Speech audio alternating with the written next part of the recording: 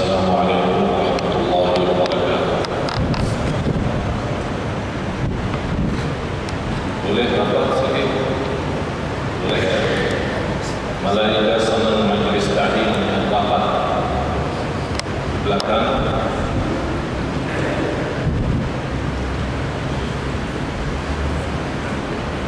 Kalau 60, usia 60 atas boleh sandal. Kalau di bawah tidak boleh.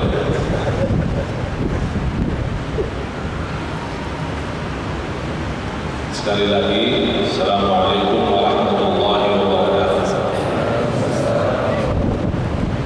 Alhamdulillahirabbil alamin wa asyhadu an la ilaha illallah wahdahu la syarika lahu waliyus shalihin wa asyhadu anna sayyidana wa nabiyyana Muhammadan abdullahi wa rasuluhu shadiqul amin.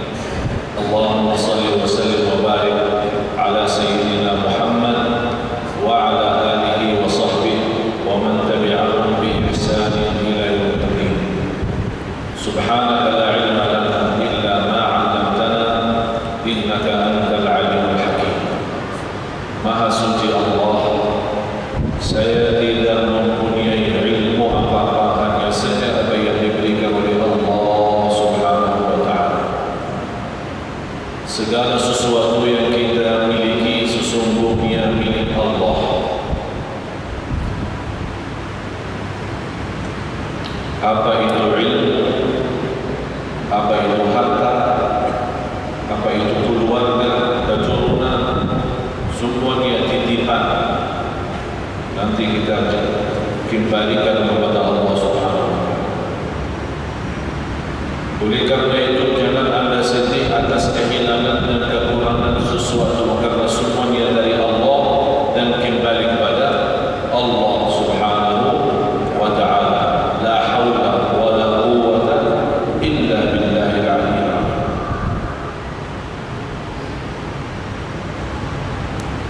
Tuan-tuan, puan-puan jemaah sekalian yang dimuliakan Allah Subhanahu wa ta'ala, alhamdulillah atas izin Allah Subhanahu wa ta'ala, pertemuan yang kedua saya ada di Masjid As-Salam ini, yang insyaAllah senantiasa makmur dengan iman, makmur dengan malaikat, makmur dengan jamaah, dan segala aktivitas dan ibadah masjid ini diterima oleh Allah Subhanahu wa ta'ala. Dan yang keenam kali ke Malaysia. Sudah 6 kali atau 7 kali? 6, yang kurang lebih. Alhamdulillah, ini semuanya atas izin Allah Subhanahu wa ta'ala. Memang tidak pernah dalam cita-cita saya untuk datang kemari berdakwah di Indonesia maupun di Malaysia. Dan di Brunei sudah sering tayangan di TV Brunei selama bulan Ramadan sampai hari Idul Fitri, kurang lebih 40 episod. Alhamdulillah di Indonesia setiap minggu di TV One, Sabtu, kadang hari Ahad, dan kita punya majlis rutin di Jakarta yang hadiri rutin setiap Rabu habis maghrib sampai Isya, kurang lebih 2.500 orang. Itu rutin kita bersama-sama belajar. Tidak pernah saya berfikir boleh bercakap bahasa Melayu. Tidak pernah saya mimpi, dan saya tidak pernah masuk sekolah kursus bahasa Melayu. Malah sejak pertama datang tugas untuk menjadi imam tarawih, waktu itu atas undangan wakil Bapak Presiden, wakil Presiden Indonesia mendatangkan saya untuk jadi imam tarawih, dan saya tidak boleh berbahasa Melayu. Hanya tugas saya imam, selesai pulang. Tapi Allah punya rencana lain, Allah punya kemauan lain. Sejak saya datang jadi imam, dapat izin tinggal dan seterusnya sampai sekarang. Malah sekarang saya lebih lama antara Malaysia, Indonesia, Brunei. Hampir sudah 1 tahun saya belum pulang tadi. Padahal orang tua saya masih ada. Orang tua saya, saudara saya, alhamdulillah. Dan tujuan kami datang kemari atas izin dan kemudahan Allah Subhanahu wa taala. Tujuan saya insyaallah 5 tahun ke depan melahirkan sejuta penghafal Al-Quran. Dan program kami bukan guru di mana-mana kita bawa, bukan guru Indonesia, bukan guru dari mana, tapi semua program kami yang bina adalah guru langsung dari Madinah. InsyaAllah tanggal 2-4 November bulan ini akan datang 8 guru dari Madinah khas khususan untuk belajar Al-Quran. Dan insyaAllah di bulan Maulid, mudah-mudahan ada kesempatan untuk Malaysia, kita akan mengundang 3 anak. Karena salah satu program kami memberikan kemudahan anak-anak muda-muda hafal Al-Quran. Anak ini 3 adik-beradik. Yang pertama 6 tahun, hafal 30 juz. Adik yang kedua 5 tahun, hafal 30 juz. Adik yang ketiga perempuan, namanya Zainab, umur 3 tahun, hafal 30 juz. Dan khusus kita bawa mereka menjadi contoh supaya masyarakat Islam semangat. Boleh hafal Al-Quran, tidak kenal usia. Mau muda, mau tua, boleh hafal Al-Quran. Dan kami membawakan sistem dan program mudah hafal Al-Quran. Boleh dalam 1 tahun, boleh dalam 2 tahun, boleh dalam 3 tahun, dan 3 tahun itu sudah lama. Kalau lebih dari 3 tahun, kita tidak ada di dalam program keluar. Ini orang malas, tidak boleh.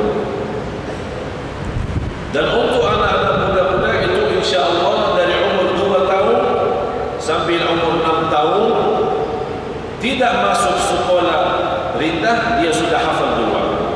Sebelum dia masuk SD kelas 1, dia sudah boleh hafal. Dan alhamdulillah program ini sudah mula berjalan dengan semampu kita. Walaupun saya lahir besar di Madinah, saya dari Arab Saudi, tapi jujur saja saya datang sendiri, bukan biaya kerajaan, bukan dukungan siapa-siapa, tapi semuanya dari jamaah dan untuk jamaah. Semuanya lillahi ta'ala, kita bekerja lillah, dan Allah senantiasa memberikan kemudahan. Dan semua dharma-dharma, tuan-tuan, puan-puan, alhamdulillah sangat-sangat berguna. Alhamdulillah kemarin di Lombok kita membuka satu sekolah, kita siwa satu tempat, kemudian kita bergerak dengan apa adanya. Ada 2 tahun, ada 3 tahun, ada 4 tahun, ada semuanya belum sekolah, masih budak. Alhamdulillah di antara anak-anak yang hafal Al-Quran baru 3 tahun, tapi Masya Allah sudah melebihi 10 juz. Ini orang Indonesia, ada orang berkata kalau orang Arab beda, tidak ada beda, sama saja. Karena otak manusia sama, otak Arab, otak Indonesia, otak Malaysia, coba periksa. Kalau ke hospital minta dokter periksa, kira-kira kita punya otak sama dengan otak Arab, ya sama saja. Ada daging, ada darah, itu semua sama. Jangan fikir otak orang Arab emas, otak kita kayu, tidak ada, semua sama. Tapi masalahnya cara kita memiliki program dan sistem, bagaimana cara kita mendidikan anak kita, dan bagaimana juga kita boleh menjadi contoh baik. Malah lebih dari itu, yang lebih dahsyat, ada seorang anak umur 5 tahun boleh hafal 300 hadis. Baru 5 tahun. Hafal dalam bahasa Arabnya sama terjemahan. Dia bukan hafal bersabda Rasulullah, tidak. Dia hafal dari awal. An Abi Hafs, an Amiril Mu'minin Abi Hafs, Umar bin Al-Khattab radhiyallahu anhu qala, sami'tu Rasulullah sallallahu alaihi wasallam yaqul, innamal a'malu binniyat wa innama likulli imri'in ma nawa. Hadis panjang. Dia bawa terus sampai akhir. Begitu sudah akhir, rawahu al-Imam al-Bukhari wa Muslim. Itu anak macam itu hafal.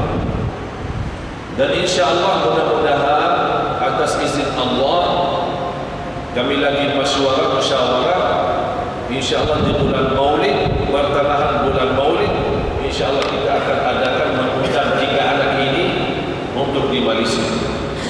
Supaya insya-Allah bagaimana cara ke depan kita wajib bergerak dengan sama supaya kita boleh mewujudkan negara kita insya-Allah menjadi negara Al-Quran. Supaya bukan hanya dikenal Al-Quran dan memiliki para imam-imam yang suaranya bagus, orang Madinah Makkah saja, tapi juga orang Malaysia, orang Indonesia, dan orang masyarakat Islam di mana saja berada. Dan cita-cita saya mudah-mudahan bagaimana kita berkembang membangun pesantren di Indonesia, ada juga target dan keinginan membangun juga di Malaysia, supaya semua berguna, bermanfaat. Tapi jujur saja, saya seorang, oleh kerana itu saya mohon tuan-tuan terus mendoakan, berdoa terus setiap waktu. Anda salat malam doakan, anda lagi antara azan dan iqamah berdoa, ingat, ya Allah mudahkan supaya ini orang Madinah ini, ya saya, orang Madinah ini diberikan istiqamah, tetap ikhlas, tetap berjuang untuk kita sama-sama supaya kita mendapatkan keluarga sakinah mawaddah rahmah dan keturunan anak saleh-saleh. Apalagi di masa ini yang banyak cubaan dan ujian yang kita lihat terhadap anak kita, cubaan dan kesulitan di sekolah, di perjalanan, di gaulan, sekarang narkoba di mana-mana, musibah di mana-mana. Anak kita tidak mau salat, anak kita tidak berbakti baik. Apa yang kita wajib memberikan jalan keluar hanya satu, kitabullah, kembali kepada Al-Quran. Quran kunci keselamatan, Quran menyembuh penyakit, Quran memurah rezeki, Quran memberkahi umur, Quran memakmurkan dunia kita, Quran segala-galanya untuk membersihkan jiwa kita, memberikan kepada kita qalbu yang tenang, fikiran yang cerdas. Kelebihan Al-Quran sangat luar biasa, dan Allah Subhanahu wa taala menurunkan Al-Quran menjadi barakah bagi kita semua. A'udzu billahi minasyaitonir rajim. Bismillahirrahmanirrahim. Alif lam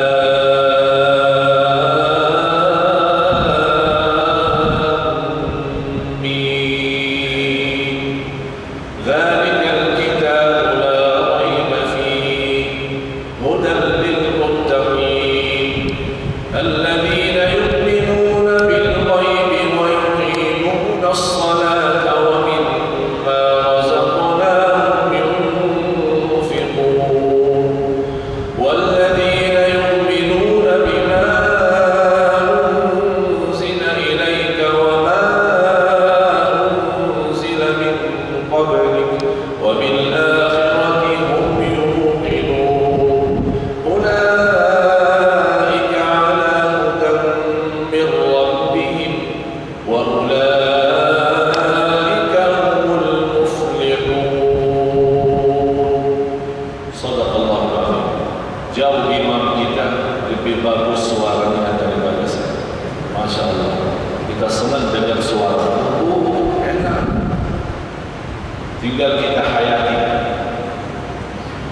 Tapi persoalan kita jamaah sekalian memiliki hati yang sudah kasar, susah, Padahal Al-Quran kalau diturunkan kepada gunung-gunung hancur, gunung yang dari batu itu jadi halus, jadi tanah, jadi pasir, macam mana hati kita yang dari daging itu masa lebih kasar daripada gunung, lebih kasar daripada batu, atau itu sebabnya dosa maksiat kita sehari-hari. Setiap hari kita berlaku dosa maksiat tanpa kita sadar, titik-titik hitam di dalam hati kita. Lama-lama tanpa istighfar, tanpa taubat, lama-lama titik hitam menjadi banyak, akhirnya tertutup sebagaimana firman Allah, kalla bal rana ala qulubihim ma kanu yaksibun. Ran adalah satu penyakit yang menutupi kalbu kita. Begitu datang cahaya Al-Quran, keindahan Quran, kemuliaan Quran, tidak boleh tembus dalam hati karena sudah tertutup. Mesti membersihkan dulu, mensucikan kalbu, supaya begitu mendengar kitabullah bergetar hati kita, supaya begitu mendengar kitabullah nangis, dan boleh ada rasa malu terhadap Allah karena kita ummatul Quran, umat Nabi Muhammad sallallahu alaihi wasallam yang diberikan oleh Allah keistimewaan dan kemuliaan, tapi mohon maaf kita telah menghina diri sendiri. Kita belum tahu diri, kita belum tahu diri kita seorang dari umat yang termulia, umat Nabi Muhammad sallallahu alaihi wasallam. Mesti kita fahami kita dari umat yang termulia, punya Nabi yang termulia, punya kitab yang termulia adalah Al-Quran Karim. Innahu laqur'anun karim fi kitabin maknun la yamassuhu illa al-mutahharun tanzilun min rabbil alamin. Al-Quran bukan hanya sendiri mulia, tapi barang siapa yang mendekatkan diri kepada Al-Quran, barang siapa yang berjuang untuk Al-Quran, barang siapa yang menghabiskan waktu dan masa untuk Al-Quran, barang siapa yang senantiasa mengutamakan Al-Quran dalam kehidupannya, Allah akan jadikan mulia di dunia dan di akhirat. Apakah anda tuan-tuan, puan-puan tidak mau menjadi orang mulia? Kalau anda jadi orang mulia di hadapan seorang manusia, apakah itu raja atau orang-orang mulia, kalau dimuliakan sama orang itu, kita bangga dan senang. Apalagi kalau kita dimuliakan oleh Allah yang Maha Mulia. Dalam kitabullah, kita bukan hanya menjadi mulia di hadapan Allah, tapi Allah Subhanahu wa taala akan mengangkat derajat kita, dihormati, dimuliakan, dan tidak ada orang macam-macam terhadap kita. Kita sudah menjadi keluarga Allah, adalah Ahlul Quran. Ahlul Quran, keluarga Allah. Orang yang terdekat kepada Allah hari kiamat itu Ahlul Quran. Bukan hanya segitu saja, malah diberikan keistimewaan dalam surga. Kata Siti Aisyah radhiyallahu anha, jumlah tingkatan-tingkatan dalam surga Allah sesuai jumlah ayat Al-Quran. Sekarang surga bertingkat. Berapa tingkat? Sesuai jumlah ayat Al-Quran. Ada berbeda pendapat antara ulama jumlah ayat Al-Quran. Ada yang menyampaikan 6.666, kurang lebih. Kalau kita berkata jumlah ayat Al-Quran 6.666, kemarin saya baca sudah dibuktikan secara medis dalam tubuh manusia ada 66.666 saraf dan urat dalam tubuh badan manusia.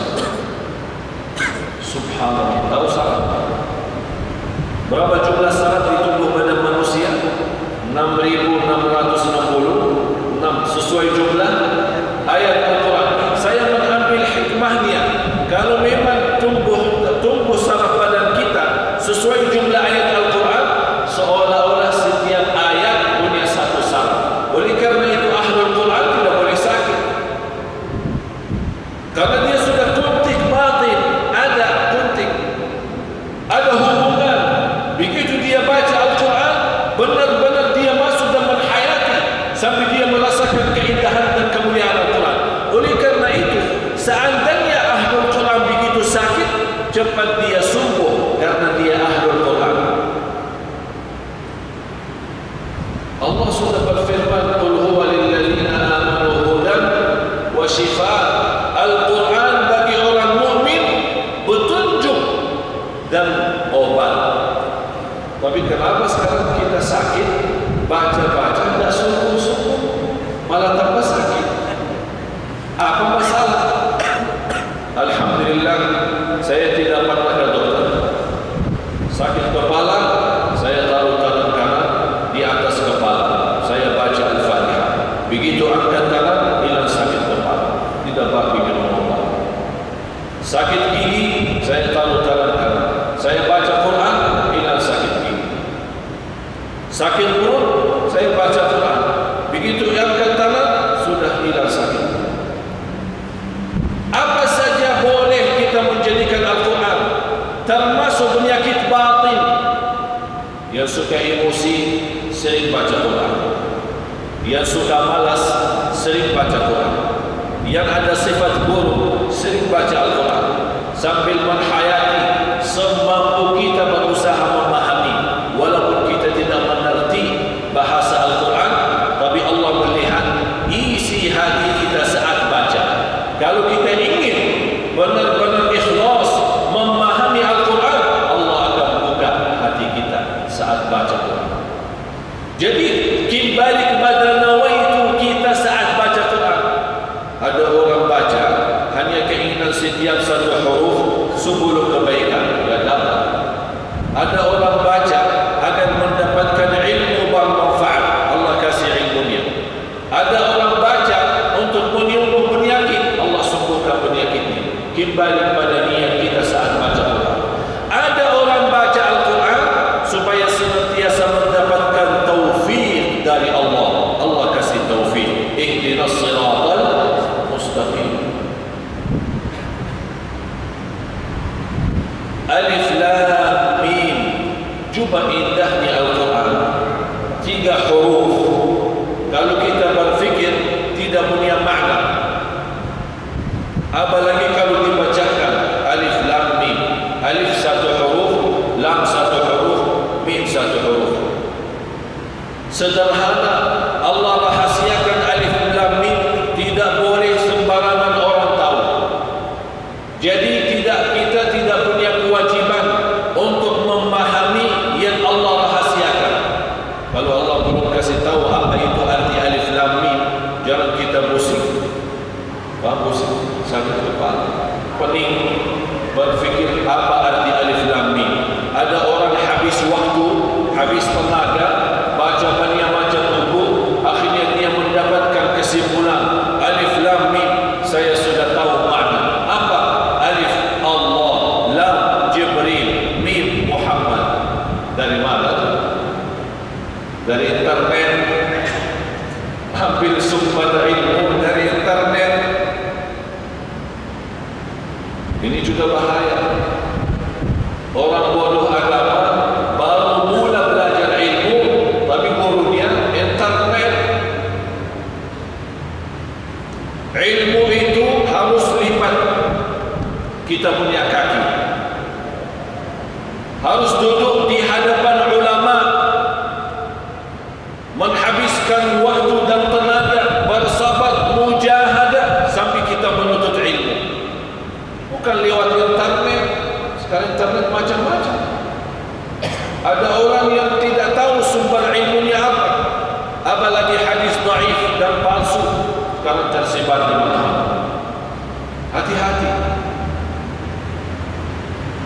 Kecuali kalau kita sudah punya dasar ilmu, sudah fahami Quran, sudah fahami hadis, kita mau buka untuk menambah wawasan, baca lewat internet, ya boleh. Karena kita sudah tahu kalau ada orang menipu kita lewat internet, saya sudah tahu ini hadis tidak benar. Tapi jangan kita ikut-ikutan. Dan cukup yang tidak ada keraguan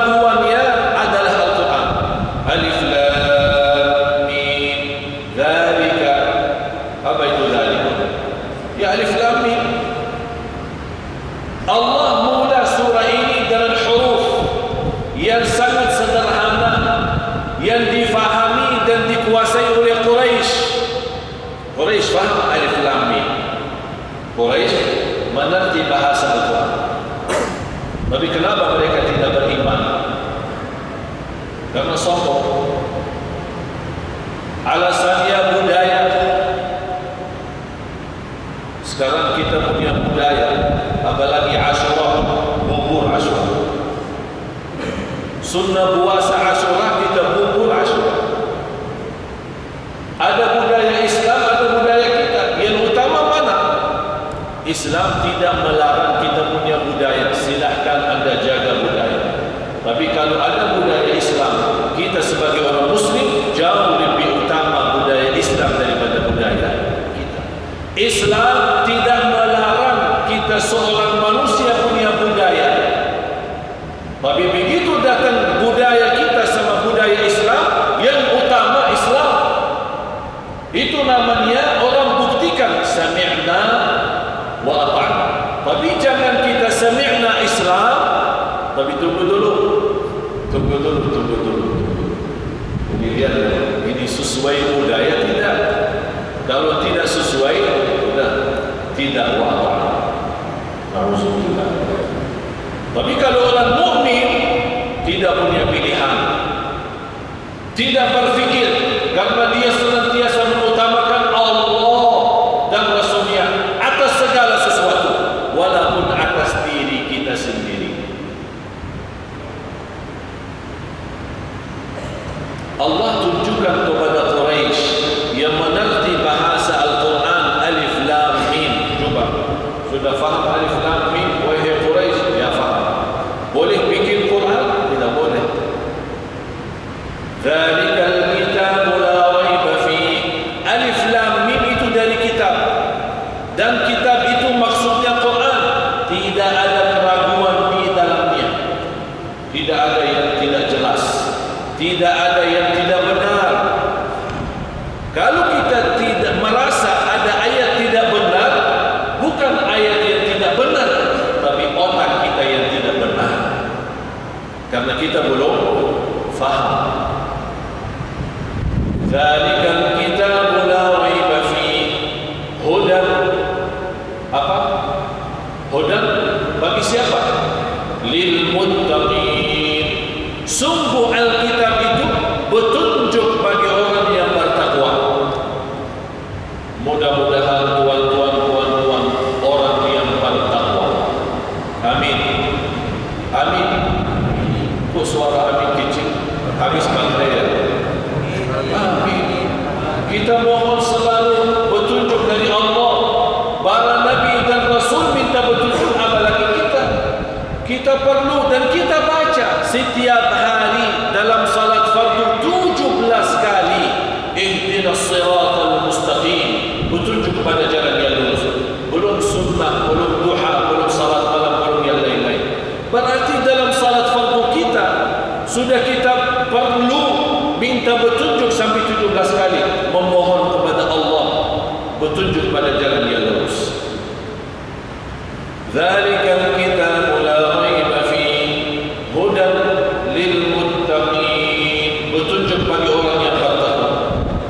Ya Allah, kami orang bodoh. Ya Allah, kami orang Islam, tapi mohon maaf kami tidak faham Quran. Padahal ayat pertama yang diturunkan oleh Allah kepada Nabi kita Nabi Muhammad sallallahu alaihi wasallam, Iqra bismi rabbikal ladzi khalaq. Intinya apa? Intinya daripada Iqra, bacalah. Apa yang dibaca? Surat khabar. Apa yang dibaca? Antum jawab. Baca Quran. Baca Quran. Mohon maaf kita tanya diri, macam mana kita boleh mendapatkan petunjuk bagi orang yang bertakwa? Kita sendiri jarang baca Quran. Berhari-hari lewat belum baca Quran. 1 minggu, 2 minggu lewat belum baca Quran. 1 bulan habis belum khatam Al-Quran. Boleh khatam 1 tahun di bulan Ramadan. Begitu habis Ramadan, kita kembalikan Quran dalam lemari dan kita kunci. InsyaAllah jumpa lagi bulan Ramadan yang akan datang. Na'udzubillah. Umat apa? Umat Iqra.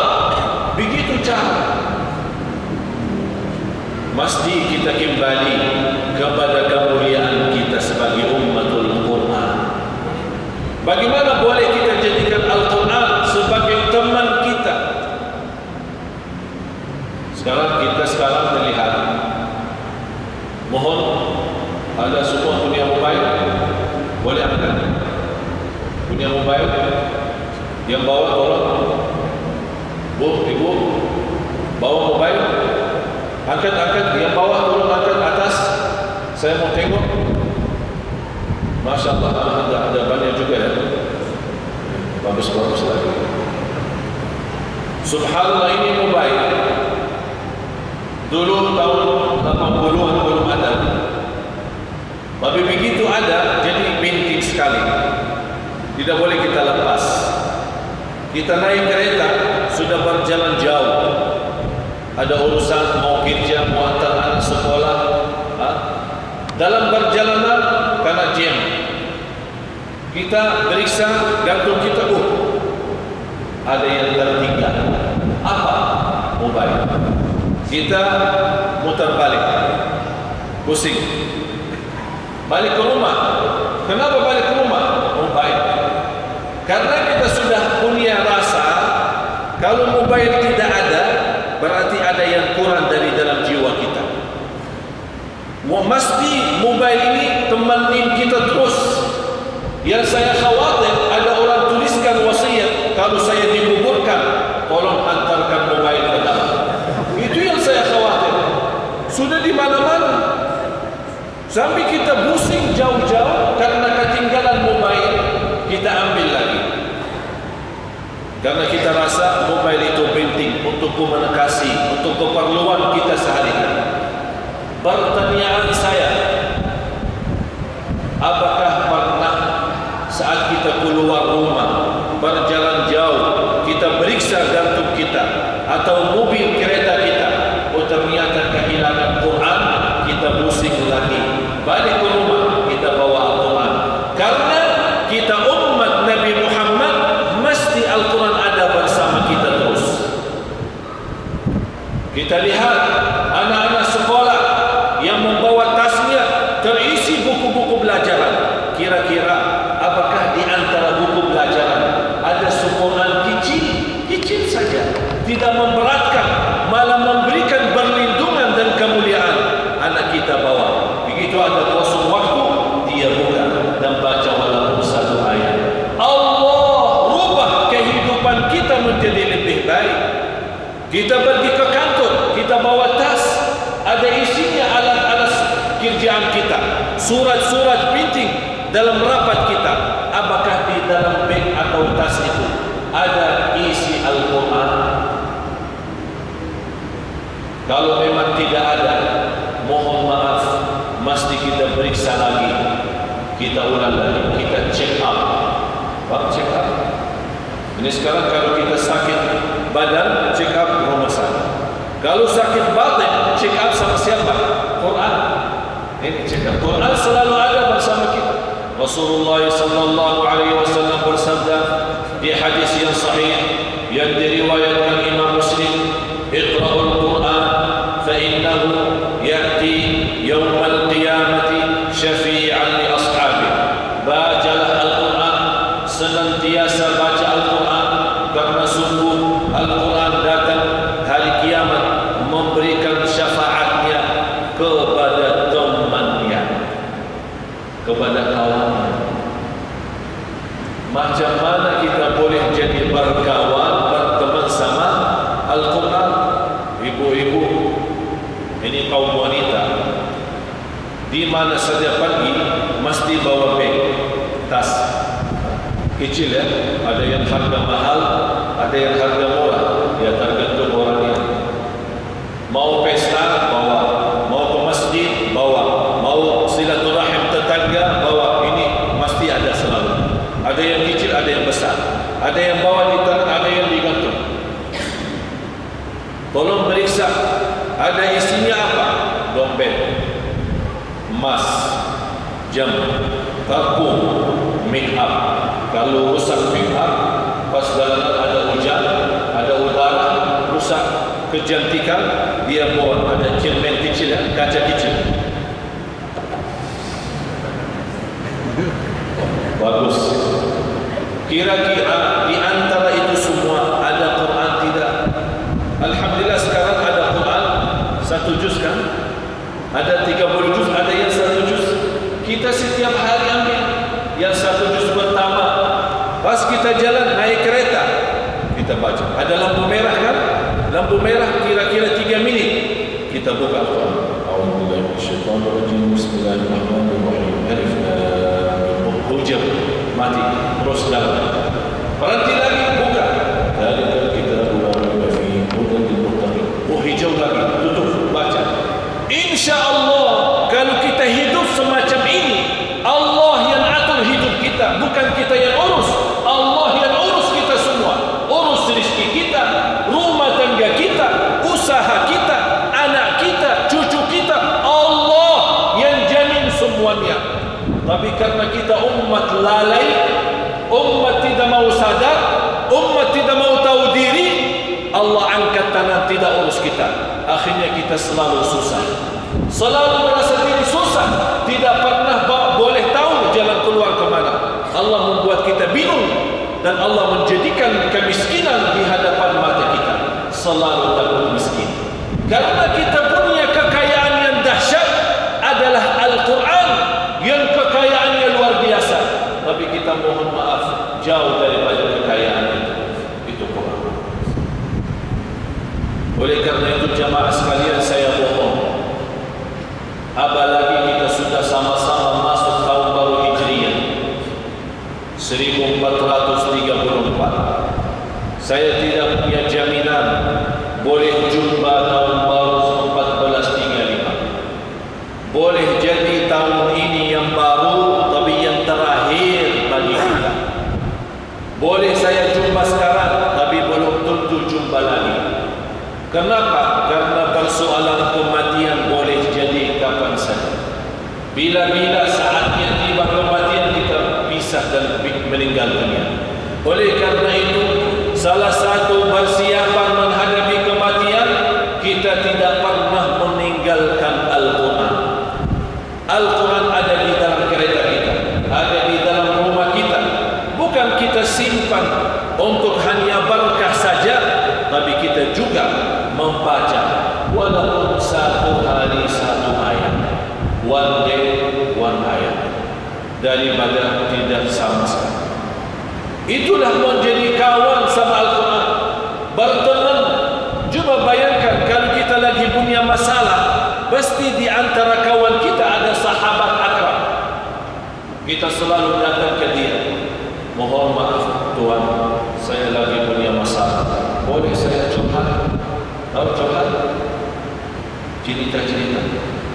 Saya lagi banyak tekanan, banyak beban. Saya sudah tidak kuat menghadapi cubaan dan ujian. Saya mau cerita-cerita sama Tuhan. Barangkali mudah-mudahan lewat cerita ini Allah hinangkan perasaan hati saya. Kenapa lari ke manusia? Kenapa tidak lari ke Al-Quran? Begitu anda punya masalah, ambil air wudu, salat 2 rakaat dan buka Al-Quran. Insya Allah begitu anda tutup Al-Quran, Allah sudah kasih jalan keluar dari kesusahan. Jadikan Al-Quran itu hablullah, tali Allah. Kalau tali Allah sudah terputus, berarti kita tidak punya Tuhan. Tali Allah, Al-Quran, hablullahil matin, tali Allah. Kalau kita selama megang tali itu, berarti kita langsung berhubungan sama Allah yang maha tinggi dan maha segala-galanya. Tapi kalau kita putus tali ini, berarti kita tidak punya Tuhan. Umat Islam di mana saja membaca Al-Quran pas ada orang meninggal. Takut miskin, baca idza waqa'atil waqi'ah, rajin baca Al-Waqi'ah. Takut miskin. Buka toko usaha dan kita baca ayat-ayat tertentu yang murahkan Islam. Ibu hamil supaya anaknya dilahirkan dengan baik dan lancar, baca surat Yusuf. Katanya supaya jadi macam Nabi Yusuf gagah. Atau baca ini untuk hamil. Begitu sudah melahirkan, tidak baca Quran lagi. Alhamdulillah. Umat macam apa? Kalau memang kita merasa Al-Quran itu memberikan kemuliaan, memberikan keselamatan, menjaminkan kita husnul khatimah, mesti kita memberikan perhatian kepada Al-Quran. Rasulullah SAW punya kebiasaan khatam setiap minggu 1 kali, mula Sabtu, khatam Jumat. Saya punya satu murid di kota Madinah, Masya Allah, dalam 1 tahun 1.000 kali khatam. 1 tahun 1.000 kali. Kalau kita seumur hidup 1 kali, alhamdulillah. Alhamdulillah. Bikin acara lagi. Saya pernah diundang satu acara keselamatan. Macam ini acara syukuran. Tahu acara syukuran? Dipanggil acara syukuran untuk doa bersama. Saya datang. Ini macam apa acara syukuran? Anak kami sudah khatam Al-Quran. Saya langsung sujud syukur. Alhamdulillah ya Allah. Ada anak muda macam ini sudah hafal Quran. Ditegur sama orang tua. Salah faham Ustaz. Bukan hafal, khatam. Kita punya budaya seumur hidup khatam, kita buat acara syukuran. Saya bilang buat acara kufuran, bukan syukur. Seumur hidup 1 kali, Masya Allah. Bukan Masya Allah, na'udzubillah. Macam mana kita umat Islam? Nabi kita, Nabi Muhammad SAW mengajarkan kita, Iqra al-Quran fi kulli syahrin marrah. Baca Al-Quran setiap bulan 1 kali khatam. Saya akhirnya sudah muazzan. Boleh satu cerita? Satu cerita saya